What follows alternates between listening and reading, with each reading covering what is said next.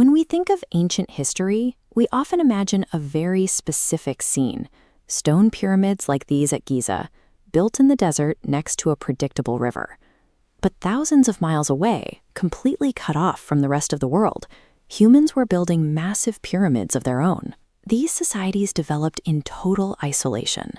They built megacities without using the wheel, without horses or oxen to pull heavy loads, and without any borrowed knowledge from the civilizations of Europe or Asia.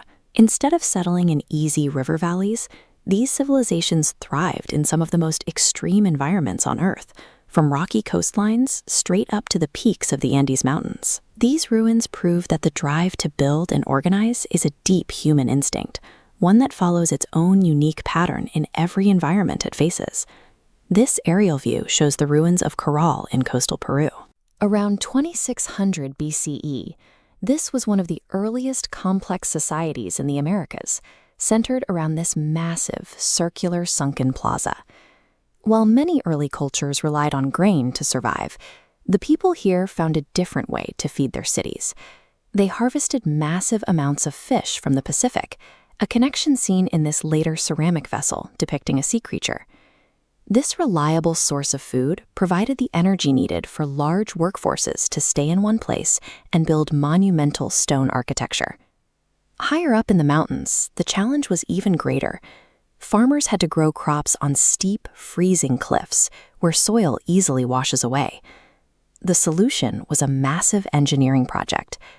They carved these stone steps directly into the mountainside, creating flat terraces that could hold soil and control water flow. To connect these mountain outposts, they carved long, straight road networks through the difficult terrain, allowing people and goods to move quickly across the peaks. By transforming vertical cliffs and dry coasts into productive landscapes, these societies turned geographic barriers into the very foundations of their power. Once a society solves the problem of food, the population begins to grow rapidly. To keep millions of people working together, you need a system for organizing them. The Maya in Mesoamerica used a city-state model.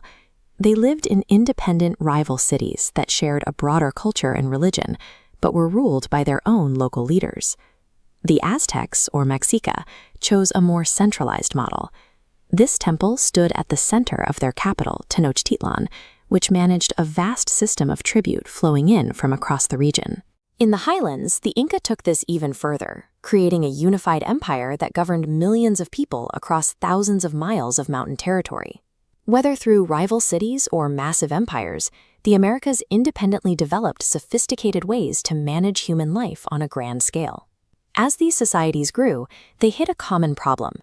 You cannot manage taxes, calendars, or census data using only human memory. This stone wall shows the Mesoamerican solution.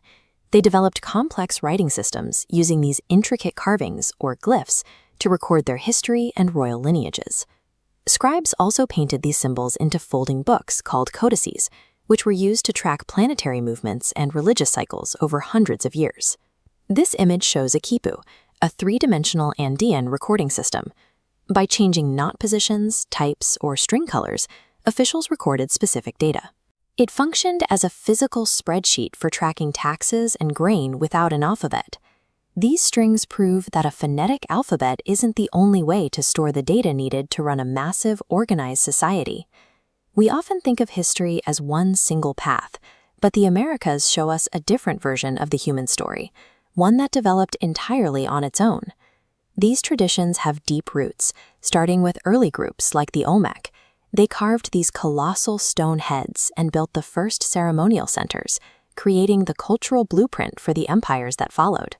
We see it in the fish-fed pyramid builders, the mountain-hacking farmers, and the administrators who tracked an empire's wealth on knotted strings. The ancient Americas show what happens when human ingenuity is left to grow on its own terms.